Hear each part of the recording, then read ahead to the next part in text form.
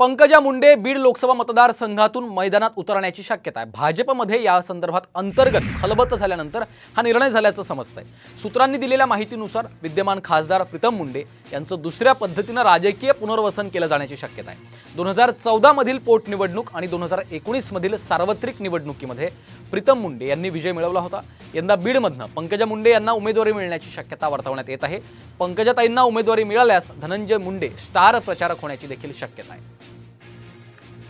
बीडमधून पंकजा मुंडे यांना उमेदवारी मिळणार का अशा चर्चा सुरू झालेल्या आहेत। त्यामुळे आपण पाहतोय उमेदवारी दिल्यास दादा स्टार प्रचारक असतील असं देखील कळतंय।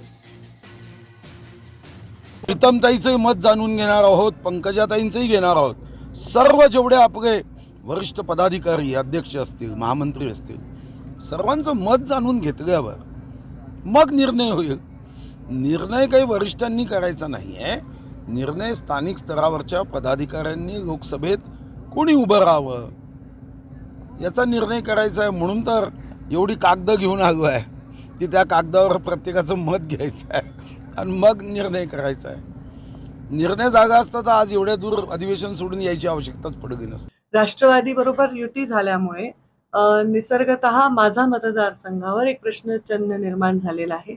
मी राज्याची नव्हे देशामध्ये स्टार प्रचारक राहिलेले। मी उत्तर प्रदेश, मध्य प्रदेश, राजस्थान सर्वकडे प्रचार केलेला आहे। त्यामुळे माझ्या जिल्ह्यातील लोकसभेच्या उमेदवार कोणी असो, स्टार प्रचारक आणि सर्व जबाबदारी ही माझी असणार आहे। राष्ट्रवादीची भविष्यामध्ये जी युती आहे त्यांचे प्रचारक कोण आहेत ते ठरवतील।